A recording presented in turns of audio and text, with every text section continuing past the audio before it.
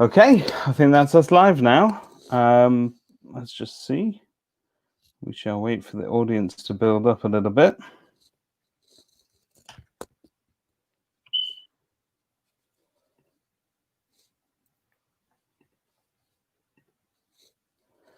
Okay. Your sister's a big fan. She's here every week. Hello, Shifra. Hello, Taryn. Hi, Taryn. See, they get front row seats because they turn up early. Is that how it works? They don't have to wait for everything else. Okay. Hey, Simon. Simon Cohen's with us again. Hi, Simon. Hope you're well. Rabbi, you disappeared there. I was trying to get myself at the right height. Okay, people are starting to log in, so we'll get started. Good evening, everybody. Thank you for joining us again for another one of these Sunday Night Lives. Last week was not only a success. The one thing I love about last week is, Rabbi, that we had some amazing feedback regarding conversations that had happened between families and family members following our talk with Jeremy last week, and the answers that were given. I think it really sort of helped people. So I'm delighted to hear that sort of feedback.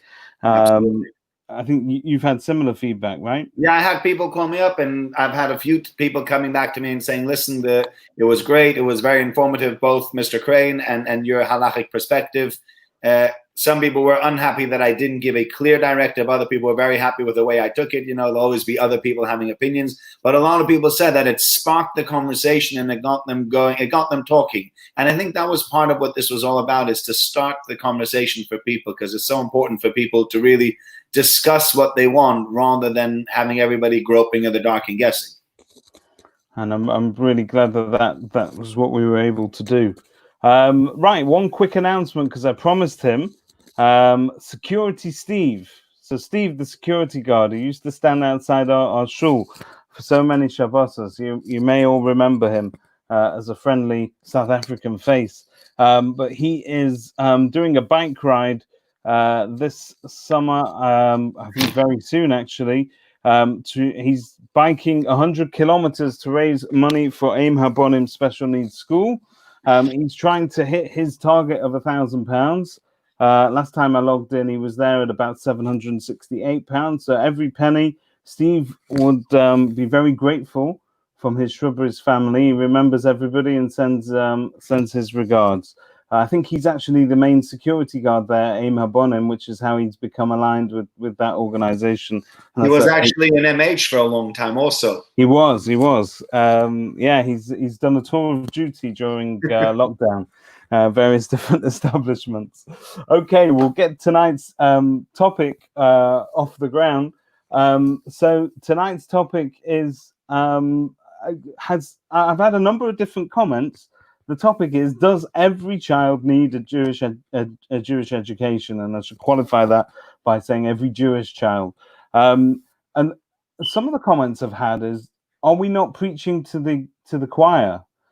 Is it not an absolute given that people ordinarily send their kids to Jewish school these days? But we can obviously give some halachic perspectives from the side of chinuch and how important it is. But obviously we have an expert in Jewish schools joining us tonight. I'm going to bring him in. You know him all. Here we go. Mr. Joshua Rowe, thank you for joining us. Thank you. Okay. Listen, if they want to talk about something else, it's fine with me too. No problem. We all know about Jewish education. Let's talk about Israel and Palestine or the coronavirus or whatever you want. No problem. Okay. Well, we'll try and keep it topical. Right, Mr. Rowe, Joshua, as you wanted me to call you. You are chair of governors of King David Schools and Yavneh, and generally speaking, around the school campus, a well-known character. Your work with the school started some years ago. Can you give us a background as to how you got into first working with King David? I got involved. I have had absolutely no background in education, none whatsoever. I was the chair of the UJA. I should just preface that by saying one bit before that. Lord Jacobowitz, who was the towering personality, the chief rabbi, if you remember, drove me sugar to get involved with schools. And I actually was on his board of what they call the JEDT in London, but I never took the concept seriously. I always thought, well, what's wrong with kids going to non-Jewish schools, etc. And then I was at that time also the chair of the UJA in Manchester, and we were busy collecting. And you know my nature; it's if I'm the chair of the UJA, I go out with the teams collecting. And we went to one fellow's house in South Manchester. It was a rainy, windy, horrific evening, typical Manchester night. And the guy wouldn't even open the door. And this fellow was his father had been a 3 times a day minion man in Steen Court in North Manchester. And this fellow wouldn't open the door. He asked, what are you collecting for? We said, Israel. He said, I'm not interested in Israel. I said, what are you interested in? He said, I'm only interested in which golf club I can get into. And that moment, everything Lord Jacobowitz had been drive me crazy for in all the years suddenly clicked. And Jonathan, Chief Rabbi Sachs, took over just about that time. And he came with this famous call, will we have Jewish grandchildren? This is already after I just got involved. I'm talking about I got involved in 1990. So that's 31 years ago or 30 years ago. So that time it was by accident, and I didn't intend to take so long, to be there for so long. And I always tell everybody, had I known the size of the task, I would probably never have got involved. But I'm here, and that's it. Okay. Well, the task was absolutely mammoth at the time. And I think just to give it a bit of perspective, for those people that don't know, King David High School, particularly at the time, was not known as being a great school by anybody's standards. In fact, if children were sent there, it was usually as a second alternative that they couldn't get into one of the grammar schools. Yeah. It was, as you say, a school of last resort. Up to 1990, the mission was, the primary school included, if you fail everything else, you will end up across the yard, which is in the high school. In other words, it became a punishment. So every child who came felt like he was a failure. They weren't failures, but that's how they were told them. And if you tell a child you're a failure, then you do often fail. And 5 years down the road, all the chachamim with hindsight said, you see, I told you so, the results are awful. And that's exactly what happened. The school was in a spin, and there were only around 200 kids left in school in the year 1990. And the government and the LEA were just about to close the school. And that's how that was, again, one of the trigger points. I got all the UJA executive with me in Mamluk House, and I said, let's take over the school. Let's turn it into the best school going. Hasmonean in London, Mesivta in Manchester, loads of JFS in London, loads of schools. JFS was just turning around itself, but there are loads of Jewish schools doing really well. Let's turn it into the fantastic school. Kids will come not because it's Jewish, but because it's good. And once they come, we feed them with Yahadut, Judaism, Yiddishkeit, Zionism, Israel, all the good things we love and great and treasure. And they all cheered me on, the whole executive of the UJA, with one exception whose name I shan't mention. They all cheered me on and left me to do the job on my own. And that's how I'm here. That's quite wrong. And the government, for the first 3 years, we had to fight government to keep the school open. So from 1990 to 1993, the fight was whether the school will survive at all or not. And as I say, over the last, God knows, 30 years, we've grown from 200 to 800 odd, et cetera, and the results have rocketed, as you know. Absolutely. So it is now, it's worth pointing out to those people that have been living under a rock for the past 30 years, it is now a school that is outstanding in every respect, both from all the way from nursery all the way up to the high school. And it has two different brands, if you like, 2 different streams. You also have the Yavneh Schools as well, which caters perhaps for students with a slightly more religious outlook than their King David counterparts. Correct. And to talk about this now, 30 years on, it feels almost silly to talk in these terms, but people don't remember how bad it was, and was that change that was made, was that through the leadership of the school? Was that through changing the ethos, the teachers?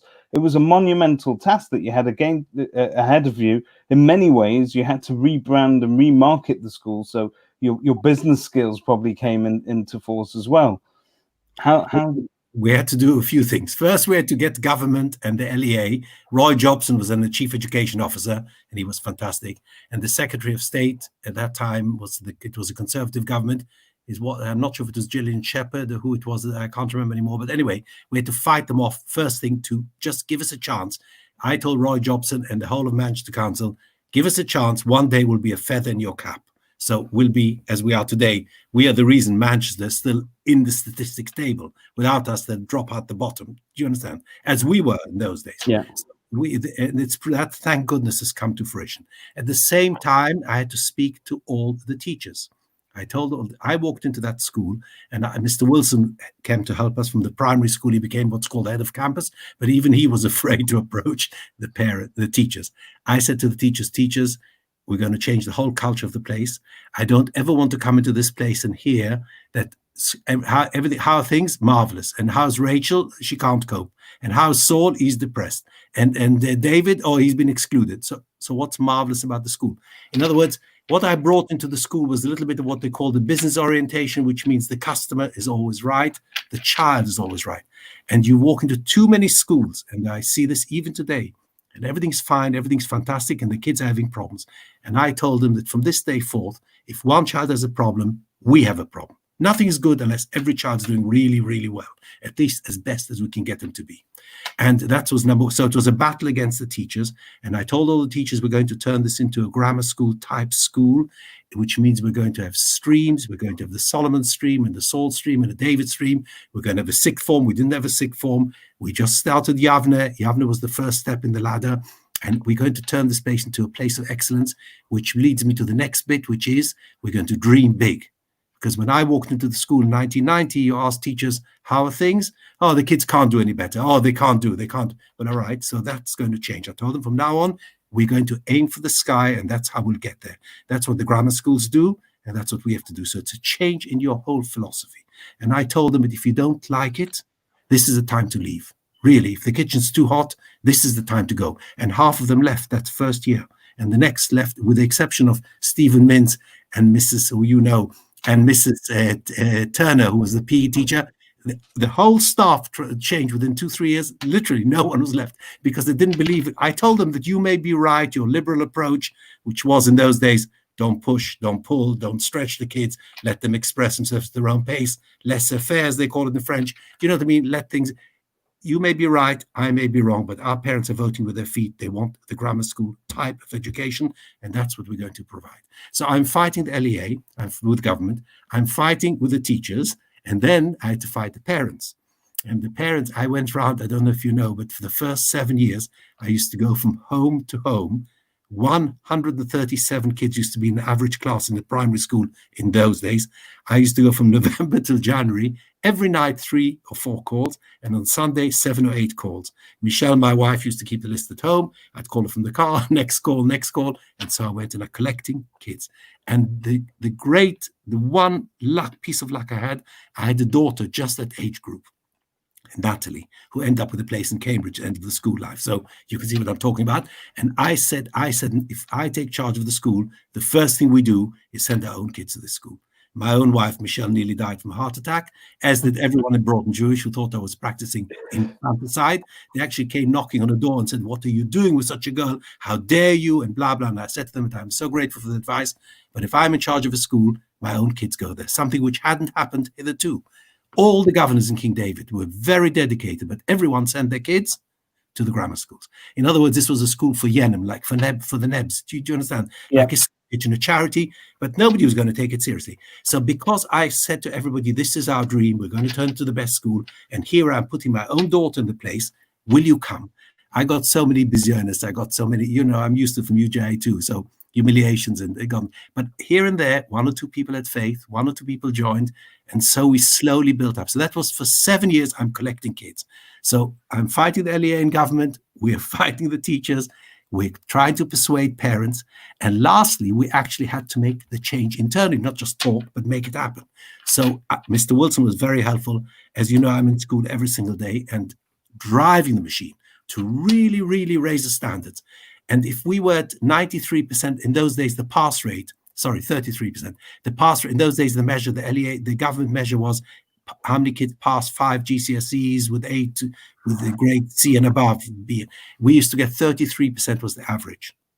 And then after 3 years, we began to grow. We went to 47%, then 57, then 64, then 70, and so on. So nowadays, we are always around about 95. There are always some kids who can't pass very comprehensive. But you can see how the school began to move. The school began to fill. As it succeeded more, success breeds success, etc., etc., etc. So, and the confidence of parents began to grow. The kids began to enjoy school because they were no longer treated as schlemazzles. Do you understand? In the very first days when I was involved, if kids walked into youth movements, the first thing they did was get rid of the King David High School uniform jacket. Nowadays, they are the pride. They are the leaders of all these youth movements. So everything flows, and Baruch Hashem, if we are successful. Go on.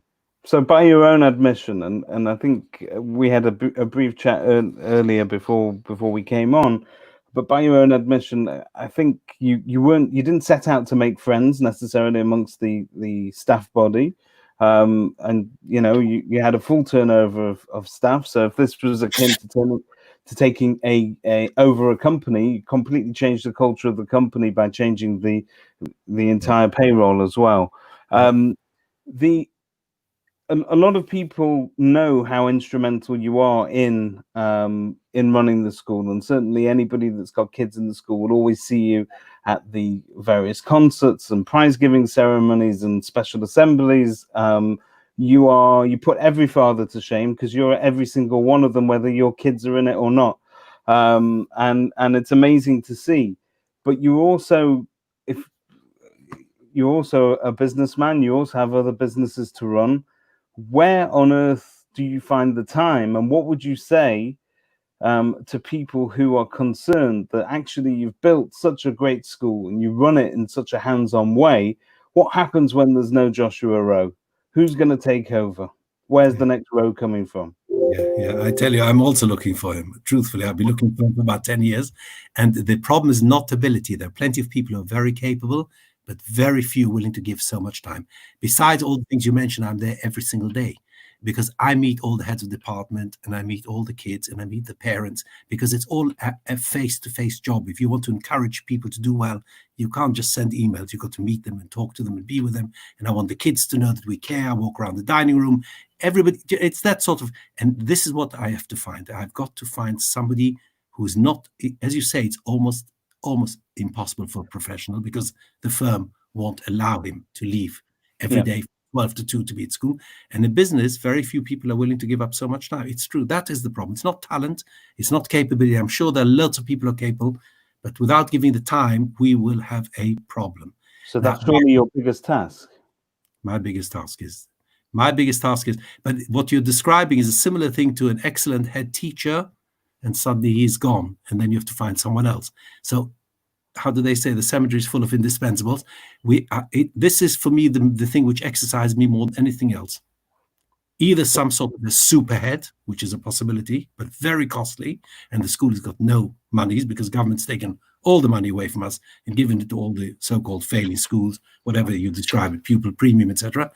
Or to find a governor who's willing to perform the role I do alongside the head teacher and deputy head teacher who are very good at what they do, but we need just that extra layer, definitely. And you would be there to sort of mentor them and to get them up to that level. Sure, absolutely. This really is the story of the game. Yeah. So anybody out there watching that's got a passion, so you need a passion. You obviously have to be driven. You need to have a passion to improve things. And a passion for excellence. But tell me about education. You started off by saying I knew nothing about education, other than the chinuch. Obviously, you gave your own kids. I went to school with your boys at Broughton Jewish, and then later on at Jewish Grammar. And one thing I can tell you is that those two schools that I've just mentioned, both Broughton Jewish and Jewish Grammar, if you were to compare what they are today, doesn't compare at all to what they were then. My father famously, when he was asked, my uncle Stephen, who you know well, and my father were both sent to Bury Grammar School. And this is after going through Jewish Day, which was the only day school at that time that was Jewish. They then got sent to Bury Grammar, and I was made to sit all the exams. And somebody asked, why are you sending your son to Jewish grammar and not Bury Grammar? My father said that he knows that the most illegal thing that his son can buy in the playground at the time was a cream cake from Jack Mora's, which was around the corner to Jewish grammar. So it had a reputation, if you like, of being extremely innocent, and the children were innocent. But the children that we're dealing with today are completely different creatures, and the challenges that people have as educators has changed entirely. What would you say to that? Let me just, I just want to go back to the very first sentence more that you asked me how I got involved. I'm not involved in education. All that. For me, the mission was not schools, by the way. Incidentally, the mission was community, to make sure that the assimilation rates, which were running in 1990s at the rate of around 50%, Chief Rabbi Sachs's famous call, will we have Jewish grandchildren? Do you remember that? That was the most thing. That's the mission. So it's, as I said earlier, for me, the mission was, the mechanics is to turn the school into the best school so that kids come, because they'll only come, especially in the King David setting, because it's good, not because it's Jewish. Strange to say, but it is a fact. The majority of our kids only come because it's fantastic.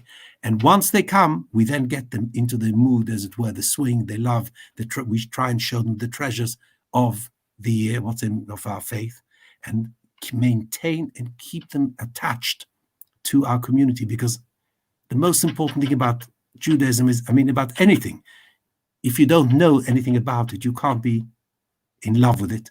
If you're not in love with it, you can't be inspiring to your own children, please God. And do you understand? You can't love someone you don't know, and you can't love a religion you know nothing about. And most of the kids were growing up, a lot of kids were growing up in Manchester without any knowledge whatsoever, and with not being in touch with it. And that's the concept, that's the mission, as it were. So the mission in Yavneh at a very high level, and in the main school at a very nice level, get the kids to enjoy the experience and have as much knowledge as possible of the faith, so that you can, if I use the term colloquially, fall in love with it. And if you're in love with it, you maintain it for yourself and you inspire the next generation. So that's really what it's all about. And I'm hoping, I haven't done the science. One of these days, I'd love to do it.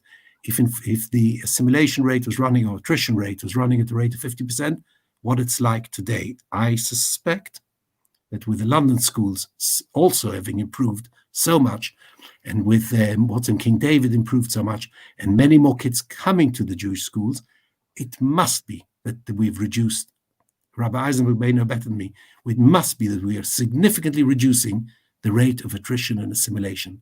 Do you understand me? So that's the strategy is this, the tactic is to make the school the best school. The real mission is to make Jews proud to be Jewish and stay within the community. So Harris Fraser's commented here that none of this preamble covers the title of the talk. It's turning into an advert for King David Yavneh. Which, okay, so let us steer away then from those specifics, and we'll start to look at the subject at hand. But I asked you the question if you thought that children these days, that there are more challenges to educating our children than ever before. So if you've not got a kid that can concentrate particularly well, the distractions are myriad in this day and age, in terms of the exposure that children have online, and the various different distractions that are there. Educating a child in 2020 is different to educating a child in 1920. Yes and no. I don't see that's a huge difference. I see the biggest difference, from at least from the way I see it, is the homes. The parents are willing to do a lot less disciplining their kids.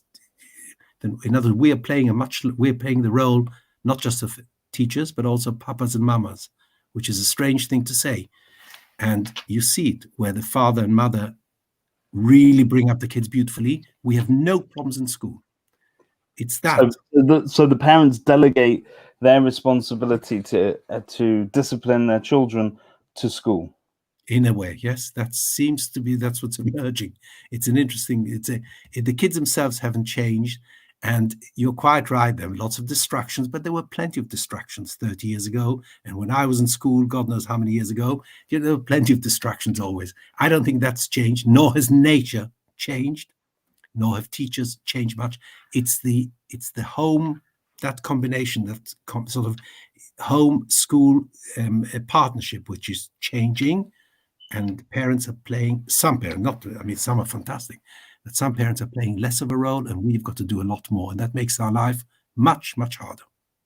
So you mentioned earlier, whilst we were talking about the success of the school, that you are attracting pupils by making it a good school. But that hasn't, and so along the way, almost by accident, they're getting a very enthusiastic Jewish education and exposure to our religion and our cultural values along the way. But that's not necessarily the reason that those parents are sending their children to a King David school. It's a nice extra to have, but it's not the principal reason. Why do you, is there a lack of, not a lack of value, because if you look at immigrant families from sort of the early 1920s, education, but Jewish education was very important to them at a time where there wasn't a lot of Jewish schools around, but they would make sure that they educated their children in Jewish matters separately. Everybody had to go to Cheder. You meet a lot of people that were educated by formidable characters such as Rabbi Bolkin, for instance, who you hear a lot of. And, they remember these times very fondly. If you look at Shrubs, our rooms at the back where the Holstein Hall was, that was Talmud Torah. And, children were educated there on a Sunday as sort of almost a part-time endeavor. But have we made parents lazy? Have we taken that away from them by spoon feeding them Jewish subjects in school? I don't think that that's what's happening. I think what's happening is that the religious, put it this, those people who've got that religious commitment will always find a way to make sure their kids are properly educated Jewishly. 40 years ago, it would have been through the Chadorim, through the Cheder system. Rabbi Balkan, as you mentioned, by the way, I used to volunteer for that particular Cheder, so I'm familiar with it too. Do you understand? And to this day, those people who are really committed to the faith and religion, those what you call the real frum people, almost virtually all will always send nowadays to a Jewish school, whereas 40 years ago they would have sent to MGS and to Chadorim on a Sunday. Do you understand? It's a reflection of the religious decline of the community. As you become less and less committed, this becomes less and less important. So, and our muzzle is, and that's thankfully what's happened, is that the schools, had it not been for our school, those kids would have gone to MGS, Withington Manchester High, and very few would have gone to Chadorim on Sunday. And even then, the concept of a Cheder on Sunday, do you understand? Imagine telling a child, you know what, English language you do on a Sunday morning in a Cheder, or maths you do on a Sunday morning in a Cheder. You're telling the child that Judaism is on the back, it's secondary and it's minimal importance. Do you understand? Yeah. So bottom line is, I'm saying, as the community, a lot of the religious, I wouldn't say it, religious involvement has declined. Luckily, if our school does a job well, we will have taken over and sort of filled the gap where parents have fallen behind. I hate to say it; it's not a nice thing to say. So that's a sad indictment on perhaps the more secular side of our community. There was once a time where you may live a fairly secular life, but tradition was important to you. So what you would have termed, I mean, you mentioned a 3 time a day Jew, but in the old days there would have been a 3 time a year Jew. And if you listen to what the chief rabbi was reporting a while ago, some of those 3 time a year people are only coming once a year if you're lucky. And so, what is it about? Is this a sign of the times? Is it this generation that is less enamored with religion across the board? It doesn't matter which religion you are. Jewish and non-Jewish, same thing. The churches are empty. I mean, this is something for the rabbi more than for me. He'll understand much better than I do. But there's no question. The level of religious commitment and attachment is definitely receded. I would think I've, in my own time, I mean, you know, I've lived around for a while. I've seen a tremendous reduction on the one hand.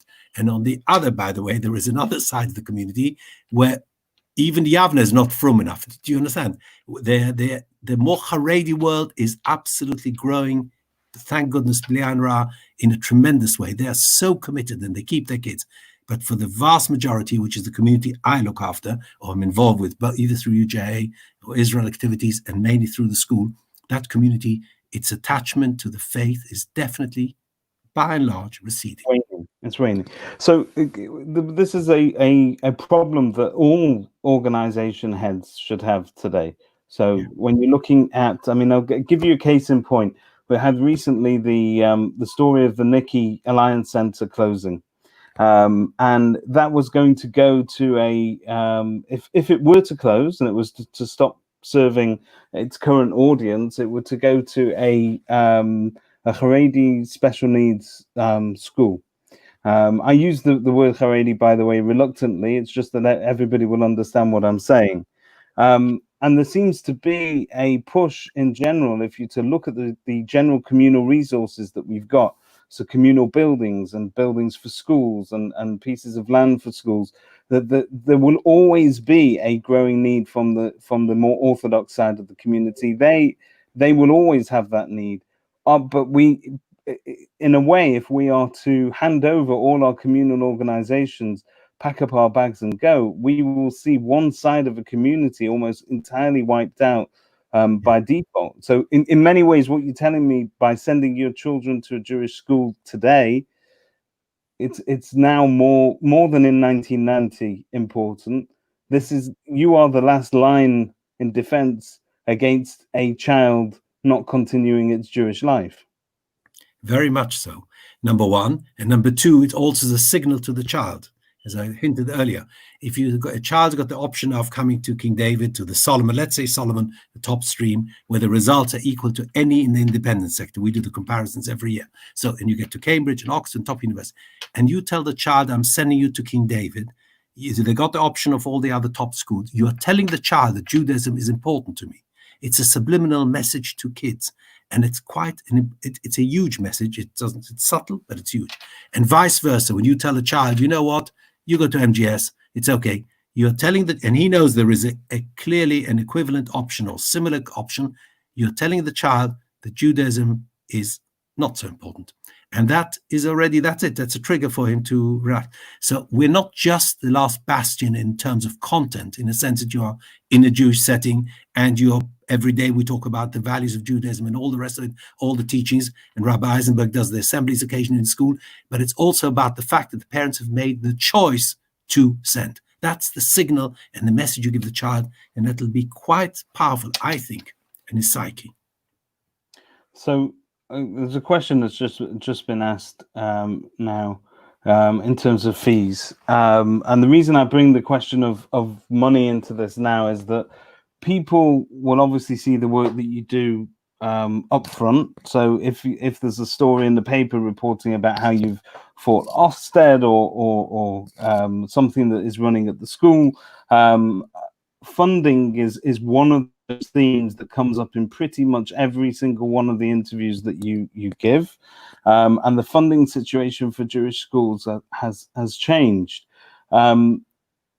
Recently, it was very well publicized. You had a what's known as a matching campaign, a fundraising campaign, and it's unprecedented, really, for a school of this kind to have to go to such measures to keep its doors open and its lights on. But a lot of people won't see the weeks of lobbying government ministers and local education authorities and lobbying for funding from local councils that goes on. This is fundraising as much as running the school, but fundraising is now a full-time task as well. Yeah, nightmare. The biggest nightmare we have. And I don't know if you know, and it's not an embarrassment to say it because I've been one of the funders of the school for 30 years now. I mean, it's embarrassing. It really is absolutely embarrassing. We ask parents for contribution and I hope I'm not going to offend anybody here. We ask parents for £1,800 a year.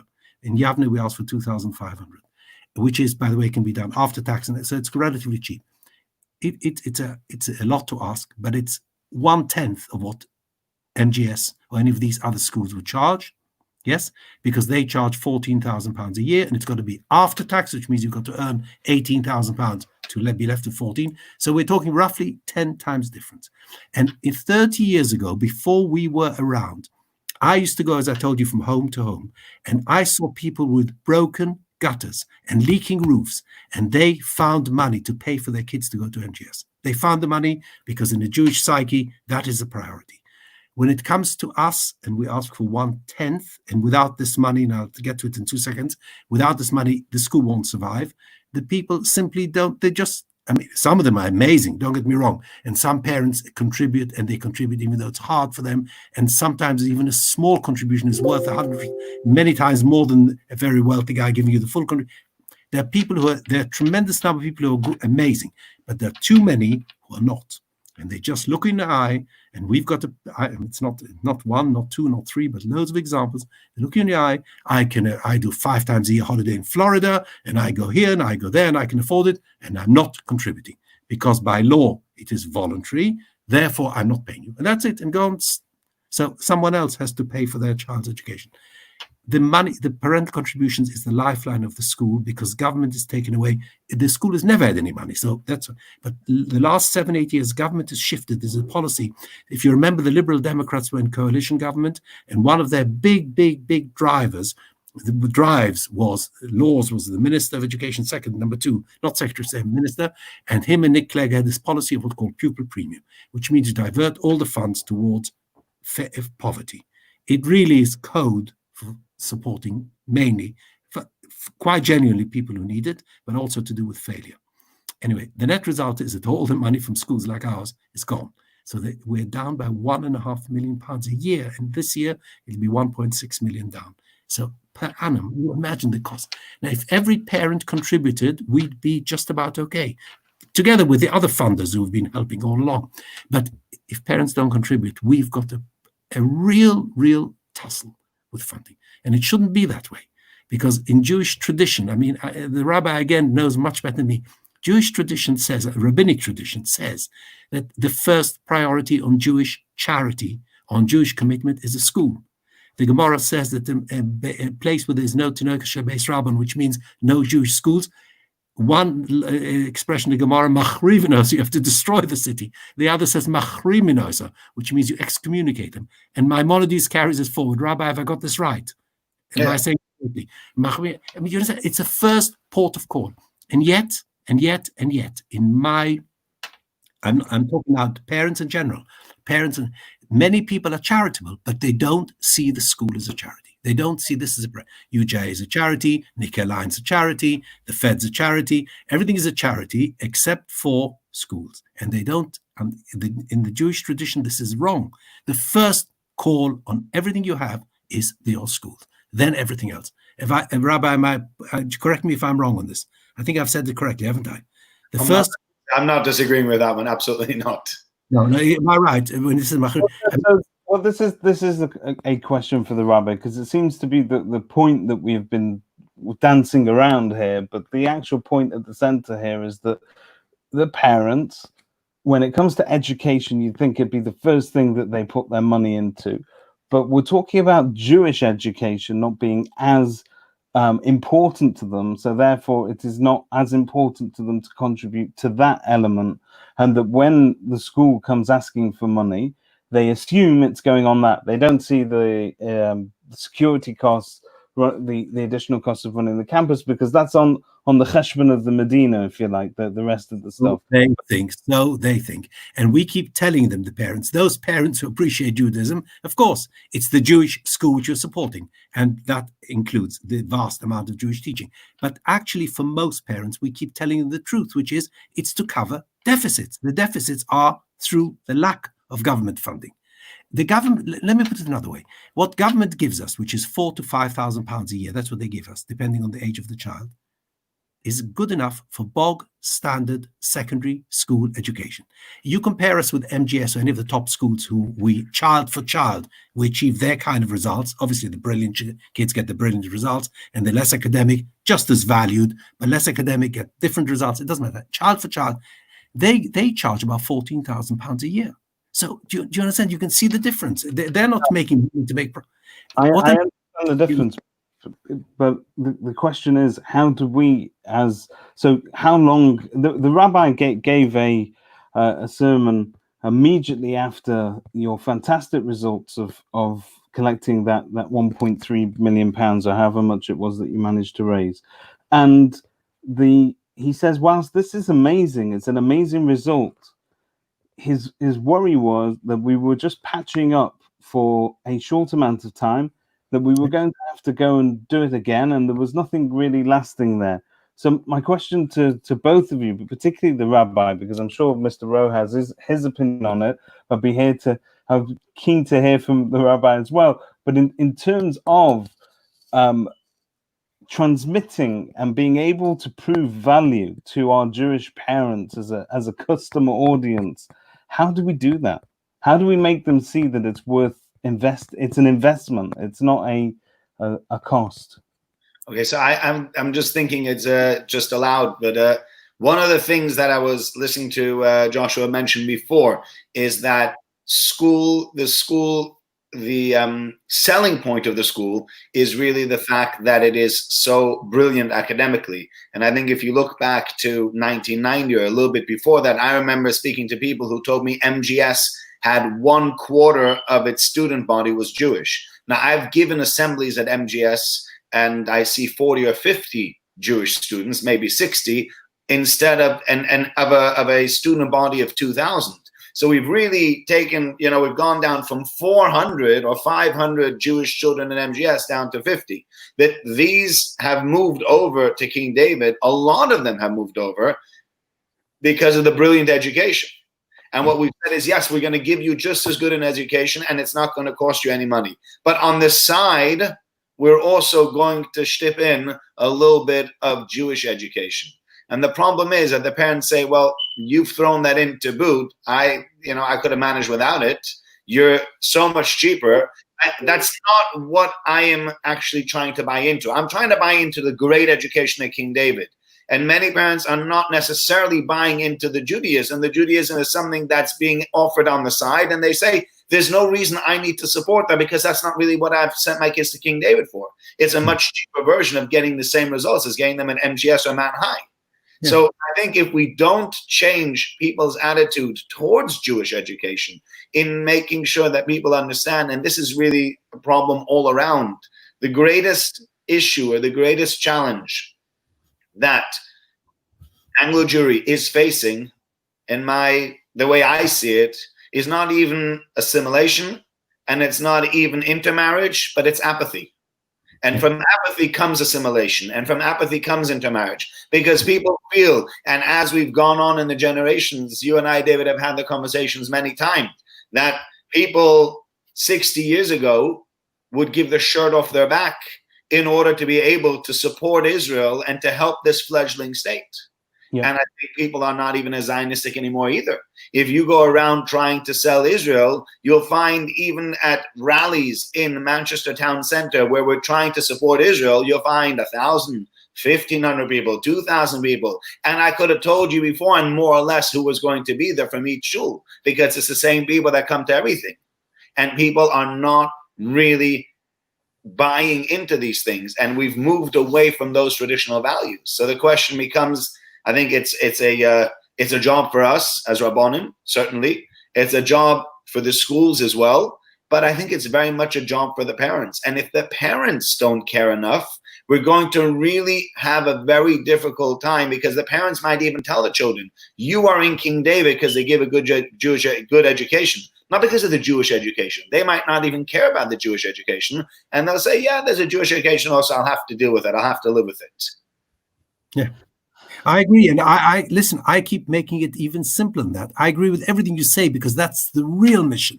The real mission is to electrify the kids and the parents to be committed, to be committed to value, to treasure it and all that. But talking about the parental contributions, which is what the question was about, we're saying to parents just to maintain standards equivalent to the private sector. That's what the parental contributions are for. So even if you only value the secular, that's what it's for. Do you understand? We're not getting any. We're getting 4,000 or 5,000 a year. The equivalent in the private sector is 14,000. Tells you where the shortfall, who makes up the shortfall. So we don't need 14,000 a year. We don't need 12,000, but we need a lot more than we're getting because government's taken away from us all that money. And even before it took it away, we were short money. And that's what the parental contribution. I really want parents to get the message when what they're contributing for is to maintain the standards for which the school is renowned. Without it, we cannot maintain the standards. And that's really it. It puts everything in jeopardy. And once we don't have the standards, people don't come. And if we don't come, we certainly can't give them the Judaism. Do you understand?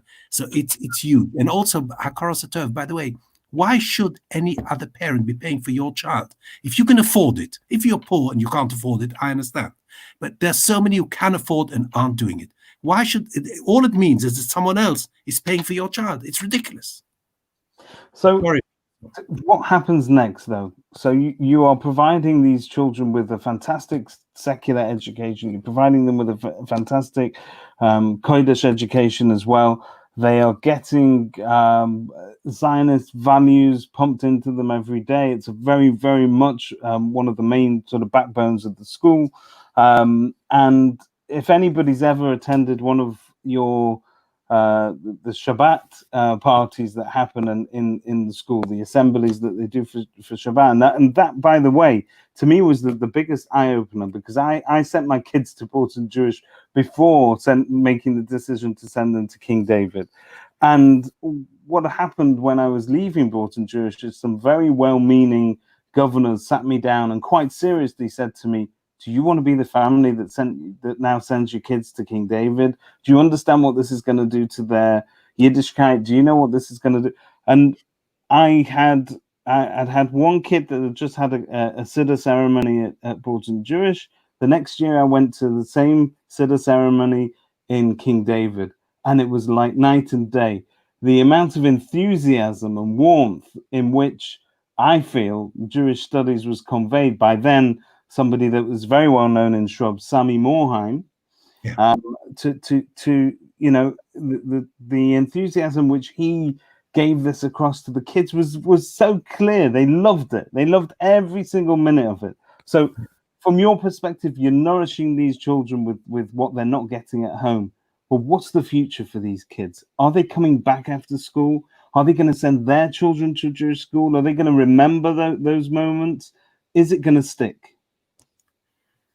Listen, I'd love to do the science, do it scientifically, and perhaps Rabbi Eisenberg will help me one day. We'll get this done scientifically. But anecdotally, I can tell you, I fly to Israel on the plane, and I see our alumni going to yeshivot and seminaries. I'm not even talking about Yavneh. I'm talking about main school kids from the main school. And they're going to the army, and they're going to do gap years in Israel, and they're going to here, and they're going there. And then in the Yavneh side, they all go to yeshivot and sems, and quite a few go into the army, to do the Hesder and all that. So anecdote, and then I hear them, they're telling me how they're getting married, either to a Jewish girl from London or to a Jewish boy from Manchester, or vice versa, or to each other, friends, they're from school. The bottom line is, anecdotally, it seems to me that the message is getting through, and it seems, the rabbi probably know better, but we still it seems that we are doing well. But it doesn't, scientifically, we haven't yet shown, we haven't done a survey to show that this is actually so. Do you understand what I mean? I know that in a communal sense, it's definitely so, because you take communities which don't have Jewish secondary schools, like Leeds until the last few years, and even now it's not a Jewish school, it's half Jewish. And Newcastle, Leeds was bigger than Manchester 50 years ago, and they don't exist. The community is shrinking, wherever there's no Jewish secondary schooling, there is no Jewish community. That's something which you can see throughout the world. So from a communal point of view, it's definitely true to say that where there is secondary schooling, the community seems to be stronger. But I haven't yet done the science. It's a mammoth task to actually prove it in numbers, statistics. But anecdotally, I feel it. The kids are always coming, Mazel Tov, and I get the wishes. You know, the rabbi must get the same story. So listen, if we succeed, if not just the Jewish school, but if we succeed in imbuing the kids with a love for and respect for and appreciation for what Judaism is about, its value system, it's the best thing that's ever happened. I keep telling the kids that if I found another religion which is better or any other system better, I'd go for it. But there isn't. Do you understand? And anything that's good in Christianity or Islam, anything that's good there has come from us. We are the fathers. Ours is the father and mother of all faiths and all religions. So do you understand? Be proud of it and get to know it and understand it. And the more you'll know, the more you'll enjoy it. If we get that message across to the kids, even if we get 10% of it into the kids, we'll have done something useful, I think. I hope. But I do the science. Rabbi, where's the religion in the science? Meaning? Well, are you seeing? So, from your point of view, you stand in both sides of the community, so you will obviously speak to a lot of people. I know you give a share in MH sometimes, so you'll speak to people in that side of the community. They're thriving, and I don't know whether they have an enthusiasm for Yiddishkeit particularly, or it's now so ingrained in them, it's part of their DNA. But when you're teaching or when you're lecturing the other side, so what I consider to be my side of the community, that message changes, no? So the message, I think, to each community needs to be different. But I think in every community, as you said, the main message needs to be enthusiasm. So there are many people in the Haredi community that are going along with things, but very disenchanted by what's going on. And they might be going through the actions, but not doing anything happily. And these children who grow up as pretty miserable kids, oftentimes by the time they reach adulthood, have shed a lot of that Judaism. Or if they've not shed it entirely, they've certainly become a lot more modern in their outlook and their behavior and everything that they do. So that's what I would say for that part of the community. And yes, that community is growing by leaps and bounds, not just because of their birth rate, but also because of their commitment. They're very committed. They will do anything that they can to give their children a Jewish education. And I think maybe Corona, strangely enough, to me also gave me an indication of certain things. So I'm looking at Corona, and I know this was an argument we had 2 weeks ago, but I'm looking at what's going on in Corona. Discussion. It wasn't, no, we didn't argue anyway, but other people, we had a discussion. What is going on in Corona, for example, in the Haredi community, is that you have people that are desperate to open up their shuls, and sometimes opening up shuls illegally, and we're not talking about that and we're not condoning it. But what it shows is that there's a desperation. People are making minyanim in the back garden because there's a desperation for that. People are desperate to go back because that's their life. Whereas I found very much with our shul, even though people want to go back, when we ask people, would you be willing to come to shul? If we reopen the shul with all the social distancing guidelines on the 4th of July, do you want to come back? And I got so many people saying, I'm not sure, I'm nervous, I don't know. And the issue is, I'll give you an example. I had to buy my son some trousers on Friday, and I was in Bury anyway, so I went to the Rock. And I went in over there to Primark to buy him something. Now, I stood outside Primark, and everybody, we stood around like, in a whole S snake formation 2 meters away, and yet one in, one out, et cetera, et cetera. But that was all outside the shop. As soon as I walked into that shop, it seemed that all the rules had been suspended. I don't know if this has happened to you. I don't know if you've had a similar experience. But as soon as you get inside shops, people seem to drop the entire social distancing. Yeah. And I thought to myself, so many people are going to be going to Tesco shopping. They're going to be B&Q. They're going to be going to Primark. They're going to be next to M&S, whatever your shop is, fill in the blank, whatever you need.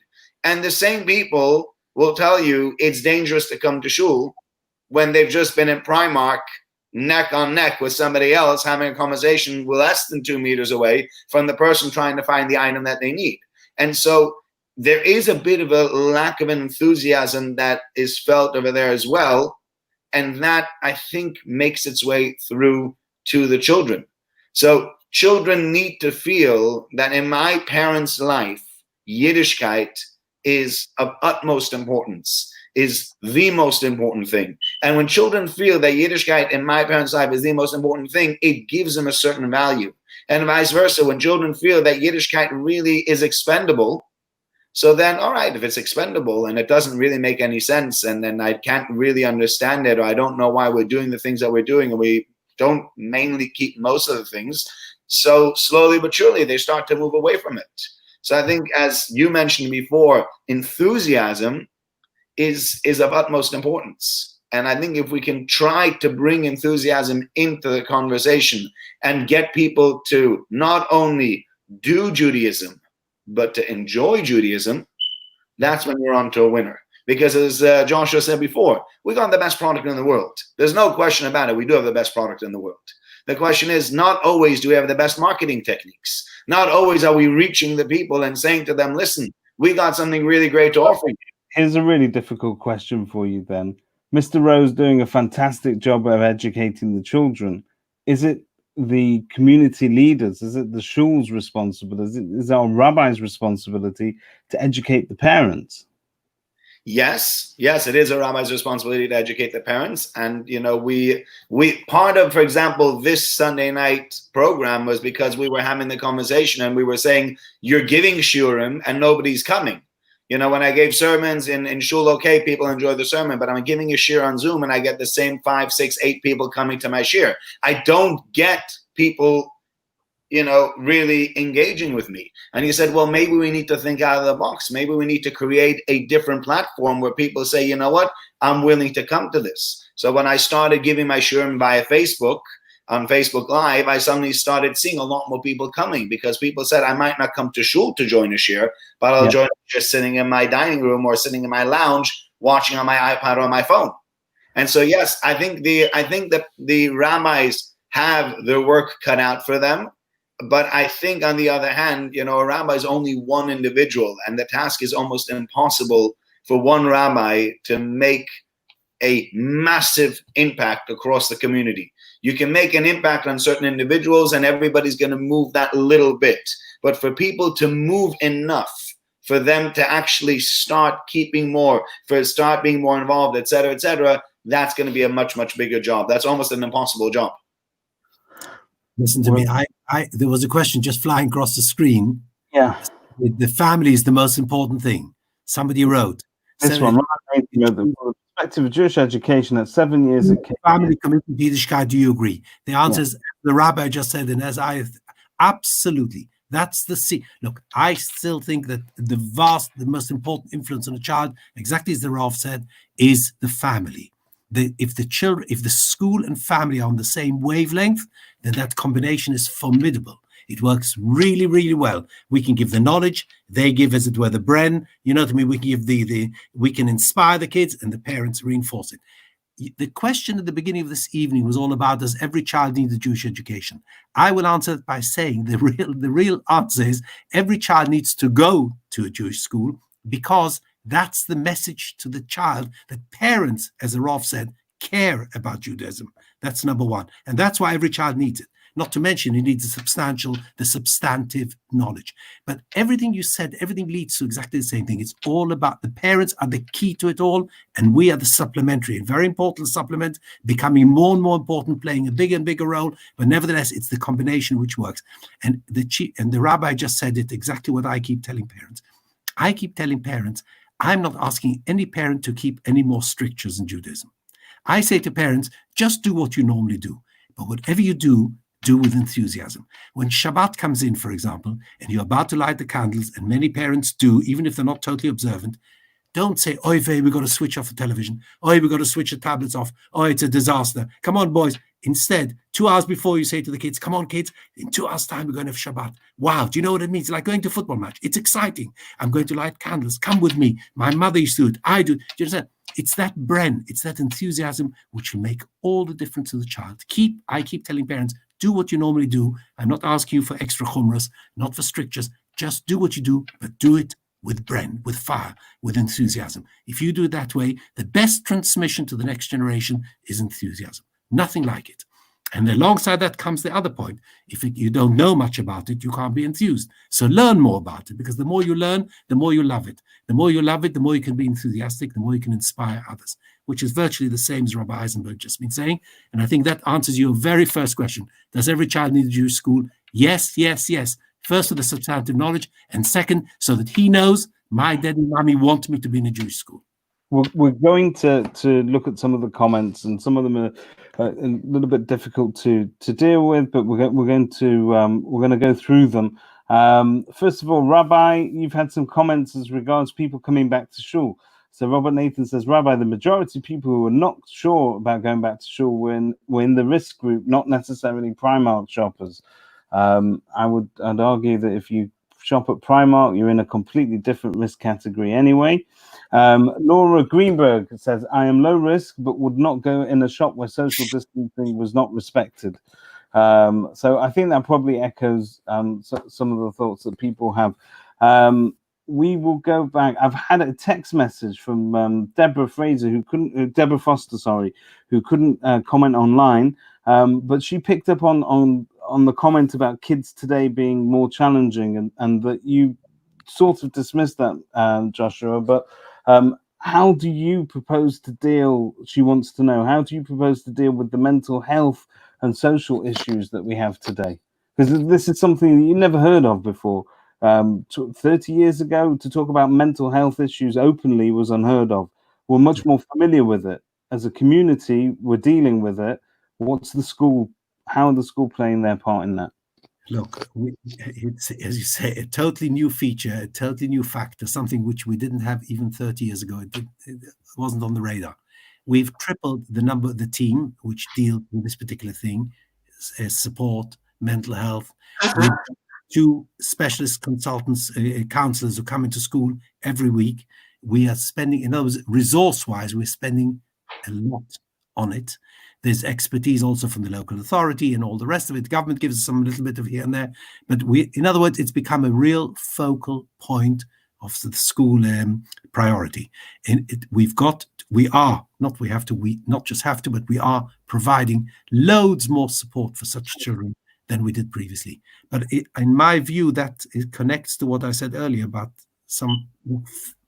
the failure of some homes. In other words, as the home influence becomes less strong, either because people are breaking apart, separating, or because of whatever, it also feeds in, I think, less religion, less values, leaves the kids anchorless.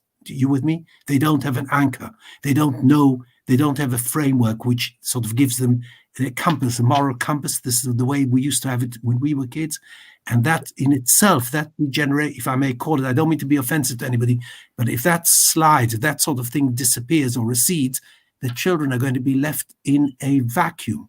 And that leads to a lot of the mental health issues, I think. Whereas in our generation, we were growing up having a very clear compass, right, wrong, yes, no, I think made this issue a lesser issue. But anyway, the school response at the moment, because we are where we are, is tripling of the staff and team over the past 4 years. We've tripled the team dealing with it. We are putting in extra counselors and extra counseling. It's costing, again, another fortune, but that's how we have to do it. Needs to be done. Okay. That bullying has really, I think that's one thing that has really become a lot more prevalent all around. And I think social media has very much contributed to that and made people, or made children, specifically pupils, very nervous. Because you do something wrong, it used to be somebody could make fun of you in the playground to 1 or 2 people. Now somebody can take a picture of you and make fun of you in front of 10,000 people because they have this massive audience. And if they take a very unflattering picture of you and upload it online, it can go from 1 person to 20 people to 100 people to 500 people. The whole school could have seen that picture of you by tomorrow. And so there is, coming back to what Deborah said, there are certain issues that we are dealing with nowadays that are exacerbated by the fact that we are such a connected society. We have wonderful opportunities. We have opportunities such as these that we can do in Corona. We can still meet up with, I don't know how many people are here, and Joshua's here, and you're here, and I'm somewhere else, and we can all meet up and we can do this. But on the other hand, we also struggle tremendously, and children struggle tremendously with the fact that now they don't really know where they stand. They don't know friendships, conversations, a lot of the things that we took for granted, that we were taught basic social skills, have changed. So I can speak to people and they say they're having a conversation on WhatsApp. you know, if I said to you, I'm having a conversation with someone via text, that's not a conversation. Those are text messages going back and forth. We have a very different understanding of what social interaction is and isn't. So I think children do have it, in a way, harder nowadays. And, you know, whether it's fair or not to say the snowflake generation, I don't know if it's absolutely fair to call them that. But on the other hand, I think children do struggle nowadays a lot more than they did. What you're both saying in roundabout terms is that liberal values, although they teach us to respect one another on a more even playing field, it comes with its own baggage as well. So it erodes this moral line that people used to cling to in the old days, right or wrong. That's what they used to have. I don't know if it has to do with liberal values, because I would say that in the Frum community, this can exist as well. So I don't know that that has anything to do with the liberal value. The Frum community is not necessarily known for its liberal values, obviously, but what the Frum community deals with is almost an overkill, because they take things sometimes to such extremes that it can also push away certain personalities. So we need to be good at balancing that. We've got some comments here from one here from an ex-pupil, and this is actually a very old comment from the beginning of the show, but we didn't have the opportunity to deal with it then.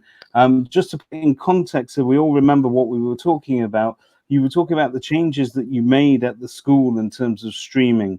And right at the beginning, you said that you tried to sort of give the teachers the message that they had to get on board with the ethos, which was that the customer is always right, which with Jewish parents, by the way, is something you're never ever going to be finished with, and something you're never ever going to satisfy. And obviously, streaming children. So when you look at streaming, my little Yankel, and you tell me that he's not a Solomon boy, but he's a David, which, by the way, I take as a personal insult. But when you tell me he's David, as a parent, I'm always going to be upset about it. But here's a comment from Michaela Abenson. She says, as an ex-pupil of the school, I have to say I disagree with this. In my experience, children who aren't top stream are treated very differently, which can cause huge self-esteem issues. What would you say to that, Joshua? Look. The streaming system is not an ideal, but we had to replicate what we had to cater for. We still have to cater for what parents want. They like this elitist idea of a top stream. Well, put it this way. Let's start from basics.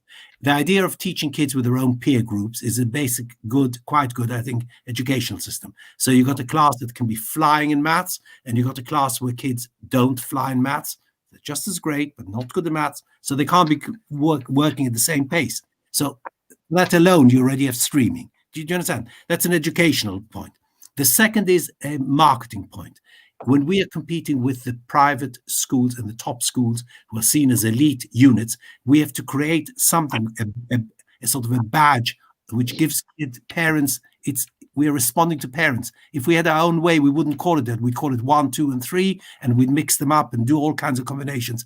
But our parents want that elitism. It's very sad. It's a reflection of parents, not a reflection of the school. We have to respond to that, and it's worked. The branding has worked extremely well. As to the comment, let me just say, as to the comment by the ex-pupil, I have to say, it's the same teachers who teach in every set, in every group. There's no teacher who teaches only Solomon. Every teacher teaches Solomon and teaches Saul 1 and teaches Saul 2 and teaches David and teaches Yavneh and teaches everything else. So, but it's the kitchen talk. I know what it's like because parents are saying, I want my child in Solomon. I want my child in Saul 1. They always call, is it Saul 1? Is it Saul 2? They get all excited and the child picks up the vibes and they then thinks, oh, to be in Saul 2 is not so good. But if the parents had a bit of more seichel, they would say to the child, wherever you're best suited, that's best for you. And can I continue? In our school system, we've also introduced something else. You can start in David and you can be in Solomon within a year. Twice a year, kids go up and down. We've had kids come to us in a David class. I've currently got a kid in high school that started. We weren't bothered which set they ended up in. We place our focus on the happiness of the child. So as long as they're happy and they're learning something, then to me, job done. But Started in I think Saul 1 or Saul 2, and then has ended up in Solomon at the end of the year. So what I know is that the teachers will push them to move sets and to progress if needed. Sure. And what's the use of putting a child who is not good in maths in a set which is flying in maths, and the child flounders and feels his whole confidence is sort of he's deflated because he can't keep up with the others? What's the use of it all? So look, if there's any problem with the setting, it's more from the kitchen talk than it is from the school. The school, it's the same teachers. They mix the kids in any activity like drama or art or PE or activities. They're all together. They wear the same uniform. We don't have a badge other than Yavneh, which has a little badge of its own. There's no mention of Solomon. So we're doing our best. We're fighting. We're trying to cope with so many different competing interests. But in the main, it's about the setting and the flexibility of setting. We allow kids to move to wherever they're best suited. Okay, so I'm conscious of your time and everybody else's. We've got 44 people still watching us. We've been going for over an hour, which is fantastic. The people are interested in the subject, interested enough to keep watching. I'm going to bring up one of the other comments. It's not really to respond to, but it's just to give you the other side of that coin. So there was a more negative comment, but this is a more positive one from Chava Erlanger, who says that her son has been ill for the last year, so not an academic achiever at the moment, but she has nothing but praise for the way that the school and Mr. Rowe have constantly taken personal interest in his well-being, despite him falling behind academically. I think Manchester is lucky to have a school where pupils get a good Jewish education regardless of their Jewish background, which is Jewish religious background, which is a superb compliment there.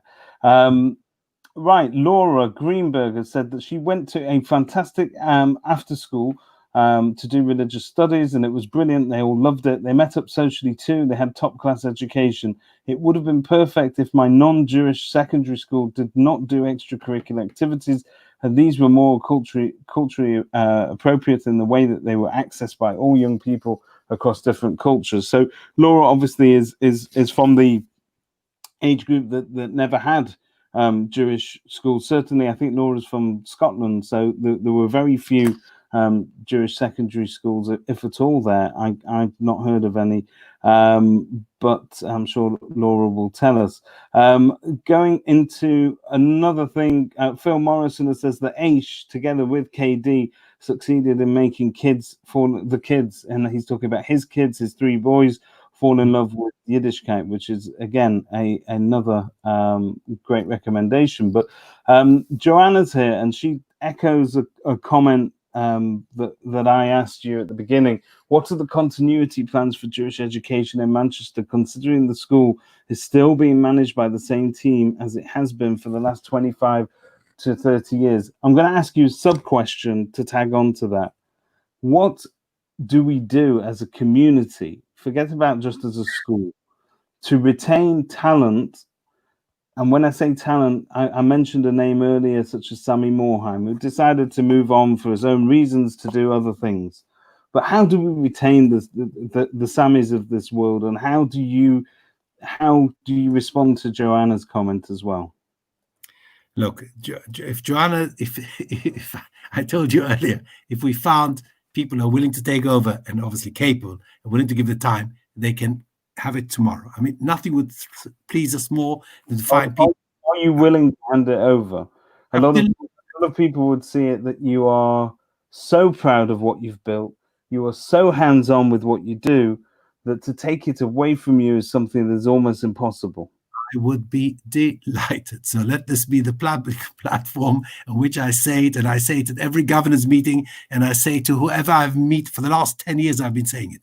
Anyone who is willing to dedicate his life to the school and willing to give, because you can't just be a chair to come once a term for a meeting, but I'm talking about someone who's really willing to do it and be with the kids and be with the teachers and support everybody, support them all along the way. One of the parents earlier made a comment. If you're there and willing, we'll be thrilled to have you. But it's got to be good. It can't just be a regression. It's got to be a progression. So we take it further. To the little comment in between she made about you've already been there for 25, 30 years. So she shouldn't she shouldn't imagine we're sitting there on our laurels. We're constantly trying to improve. But then again, anyone who comes in with ideas, anyone who wants to take over, with pleasure. So we're open and fresh as ever, and we'd welcome it. That's that side of it.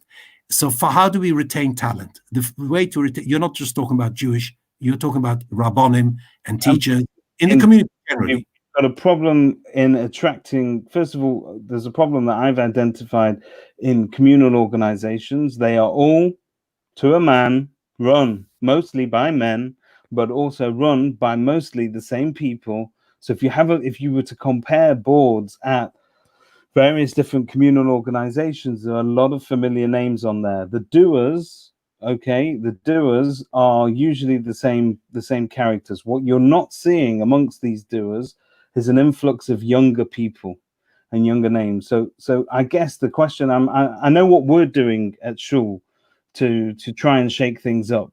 So at the moment, you've got an executive where 3 of the executive members are either under 40 or around 40. And I shouldn't have to point that out, but it is remarkable because there is no other Shul executive that I know of in the area that has such a young makeup. And it was something that I wanted to change. It was very important to me. It's something that I've done at other organizations as well. And I once went to see the Jewish Rep Council, and I looked around at the room, and those that weren't asleep were the consensus in age. I mean, I lowered the average age group significantly. But why do I have to point that out? I have to point that out because we have got a problem attracting younger people to run communal organizations and to give their time in significant amounts to the success of communal organizations. I look at it from a slightly different one. First of all, our governing body in school, incidentally, is loads of youngsters too, incidentally. Also, the kind of thing, we've done something similar to what you've done, loads of youngsters involved, etc. Listen, I was looking at it from a slightly different perspective, and that is, why don't we attract the Sami Morheims of this world to stay in education? I thought you were asking more from the profession. It's also that question. An easier one to deal with. And I think the answer is, it's easier because the answer is pretty straightforward, and it is all about geld, money. How do you say, al shlosha dvarim ha'olam omed, on 3 things the words ala kesef, ala mamon, v'ala geld. Unfortunately, that used to be the Purim Spiel in Yeshiva. But what I'm trying to say is, it's all about money. We don't pay our youngsters. Why should somebody who comes out of university and he's got the option to go to the City of London and earn £120,000 within 2 years, why should he go into education and earn, at best, in 5 years' time, £35,000? Do you understand me? Yeah. So I've long pleaded with, when I was involved in UJI, I'm still involved with UJI in a sense, not day to day, but I plead with the UJI leadership in London particularly, and with the Leadership Council in London, and I keep saying to them that why don't we as a Jewish community invest in the youngsters who come out of, they've been to yeshivot, usually the Hesder yeshivot, and then universities, because that's the kind of child who goes, has done both the secular world and the non, etc. Boys and girls, yes, Taron Cohen, boys and girls who've been to SEMS and the universities, and we say to them, we as a school will pay you the national rate, which is 35,000, and as a community, we will pay you another 30,000, so that the salary looking forward to 5 years' time is not 35,000, but more like 70,000. And that will sway, I think, quite a few of those highly talented boys and girls who've gone through the Jewish education system, who've gone through yeshivot and seminaries, who've gone through the university and got proper degrees to get involved in education. Not to teach first, but this monetary, as it were, incentive. And if we do that, we could, in theory, transform, I think, the school system, because then we'll get the best teachers who on the Sami Morheim type, as you mentioned. Rainer Glickman is another one now in the primary school, is amazing. I mean, that time we can, at the moment, we have a job enticing people into education. They're not properly educated. That's not a Jewish problem. That's across the board. The less people want to be teachers. Yes, I agree. But you're right, 100% right. I'm trying to solve the Jewish problem, particularly because that's even more acute, because the other applies to the whole country. But we've got the particular thing. If we had these superstars coming to the Jewish schools, we would have so much of a bigger impact on the kids on the Jewish front. I agree with you. I think every teacher should be paid a lot more. I think it applies to Israel, by the way, applies in America, applies not so much in America, in England. We ought to be paying much more to the staff, to teachers generally. You're quite right, apply generally. But I'm dealing with a particular Jewish problem. Do you understand? So No, I no, understand that. but I'm macro too. Do you think that the coronavirus and the fact that the parents have now had to spend 8 or 10 weeks at home teaching their children themselves, together with supplemental bits and pieces here and there from the schools, do you think people are going to come out of this with a more profound respect for what it is that teachers do in order to educate their children? Listen, I can only tell, I don't know, you mentioned bits and pieces from the school. The teachers are delivering, I don't know, in years 7, 8, and 9, they're delivering 3 subjects a day. Yeah. That's right. In school, you normally get 4 subjects a day. We do 3. Listen, just 1 second, especially because parents complained it was too much. And in years 10 and 12, they're delivering a full curriculum. I think teachers are working harder than ever before. I don't think parents recognize that. I think teaching remotely, which we do, either through Zoom, fully live, or through the Microsoft Teams, which is the interactive version, is much more difficult because you have to produce the PowerPoints, the voiceovers, you have to then access the material, you have to then answer each kid's questions individually, virtually. It's working harder than ever before. Harder than ever before, and quite a few of the teachers got little kids running around, and not all of them are big houses with gardens. Some got small 2-bedroom homes, so the kids are all over the place. I think the teachers are actually working really, and don't get me wrong, the school had to drive this. It doesn't come by itself. And the inspector from the local authority, the mini officer inspector, came in a week ago, said she hasn't seen this in any other school in Manchester, what we do. So it's driving it, but the teachers are responding and they're doing it. And I think you asked me whether parents will have more respect or less respect for the teachers after this. I suggest that they really should have a huge respect for teachers, because teaching is like nursing. Teaching is one of those what's called giving professions. Most teachers could make a lot more money in commerce and industry, but they have committed, they're giving their lives to educate kids. I think it's a phenomenal vocation. As I say, doctors and nurses in a similar boat. It's one of those giving professions and I think the teachers should be respected for what parents don't always know. They're doing a tremendous job. They're really trying hard. I'm not saying we get it always right, but they're trying tremendous. They're really, really trying. That's echoed by Maddie. So we've got a couple of comments. I've got 2 from Lorraine Burns, one that you can see and one that you won't be able to see because she's texted it into me. So amazing schools dealt efficiently during this time. Amazing teachers, lucky to have such a fabulous school on our doorstep. And the other comment that she made was that when she was in school, bullying did take place, but no one was there to listen. It is so much better now to be able to talk openly, and teachers have much more empathy towards children that are suffering from bullying. Yeah. Okay. So Jeff Radovan, we're going to. Good evening, Jeff. Thanks for listening. Jeff has a particular agenda, but it's Jeff himself is in electrical engineering, I think. So he wants to know why the school doesn't or should be promoting science and engineering. Too many students are taking their softer options. Fantastic careers are to be had in engineering apprenticeships.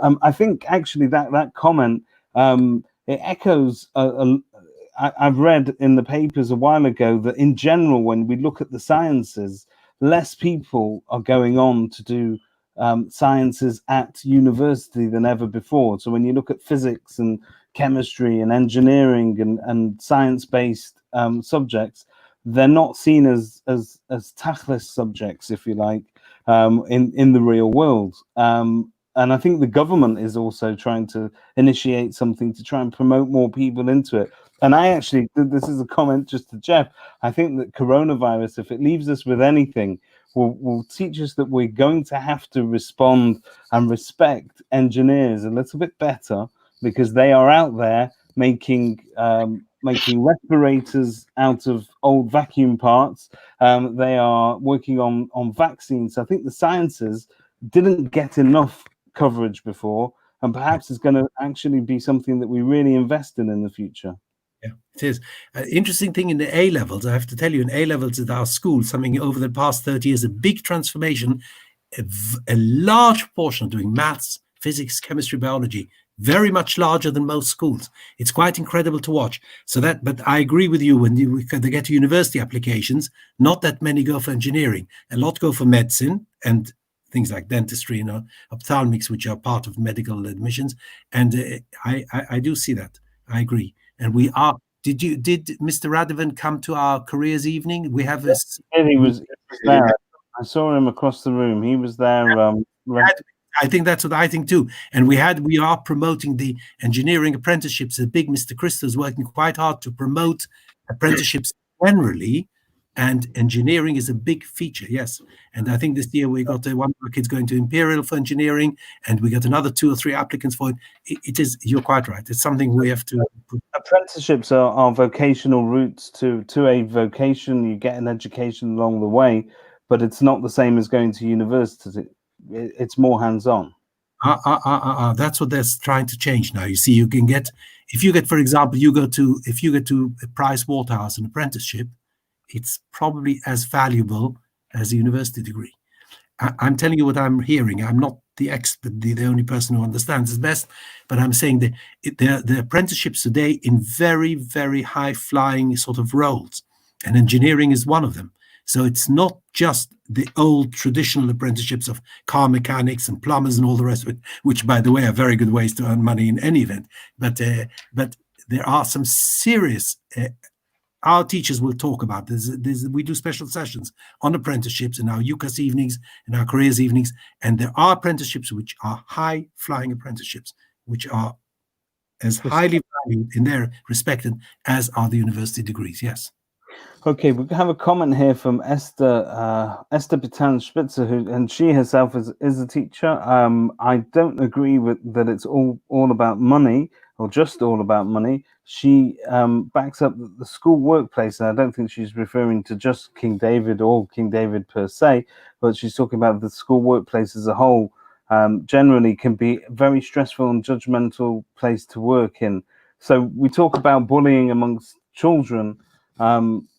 What do you think the quality of life for an average staff member is in the school? I think we try and make it as pleasant as possible. Do you know what I mean? That's another bit of the role that I do. Meet them all and how are you and how are you doing? Not me, just the leaders of all the leaders of the school. So we try and make it as pleasant as possible. And I think most teachers actually enjoy being there. I think so. How do I know? Because if they have to leave because family reasons, husband's moving job or whatever, you see tears in their eyes. Do you understand? It's not. So in other words, it's genuine. They're really, really sorry to miss the kid. They love the kids. It's for a start. They love their colleagues. Listen, I'm not saying everything's a bed of roses, but by and large, it's a very pleasant, the staff room is a very pleasant atmosphere, both in the high school and in the primary school. I think they're having I don't see much upsetness. There is the odd case you get everywhere, or she didn't speak nicely to me. So we try and support whatever, but mostly it's self-canceling. Within a week or two, it's all. On the whole, I would think that teachers are but it is stressful. I agree with the other comment, or what you intended.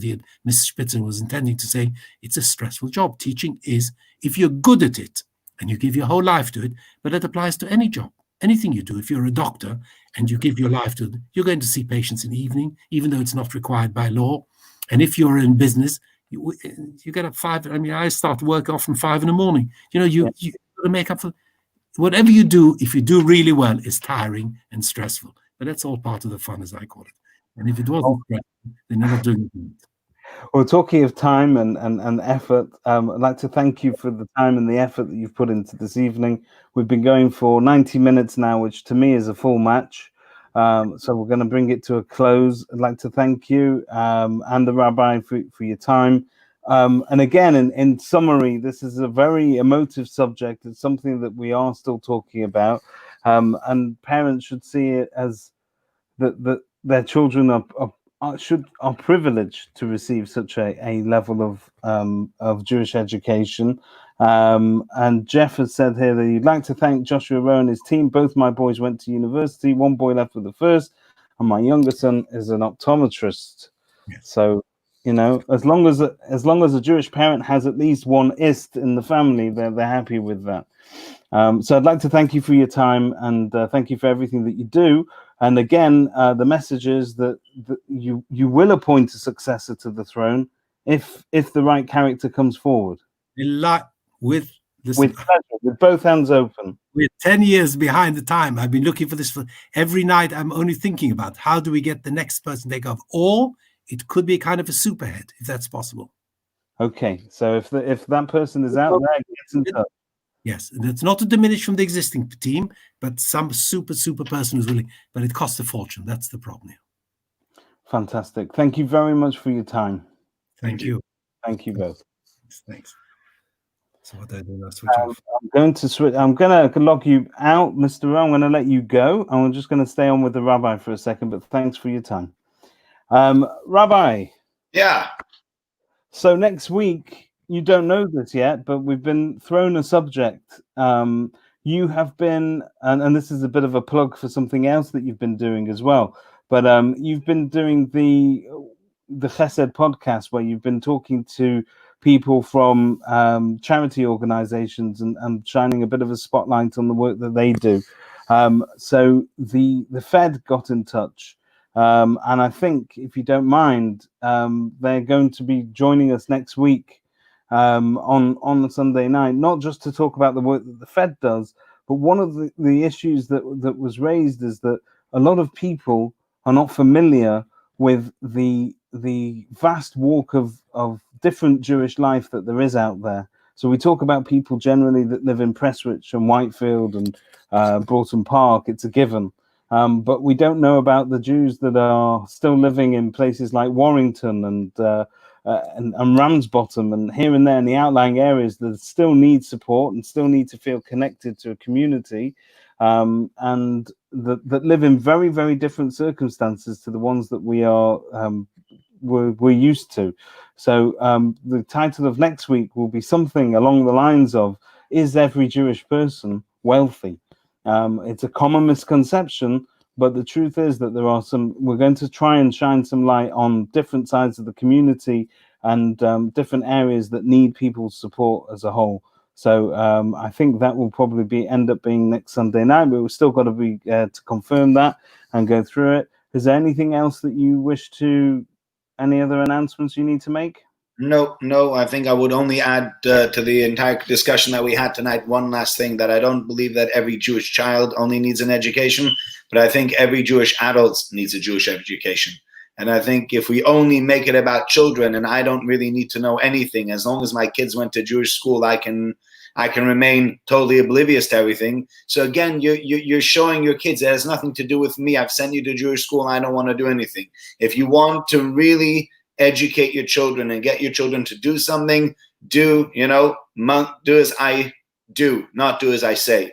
And if every Jewish adult gets a Jewish education and then says to their child, I'm educating myself, you educate yourself, this is part of what we as a Jewish family do. We all do Jewish education, and there's no end to the amount of Jewish education that you can do, then you'll see that the trends hopefully will change more in the direction of positive Jewish education.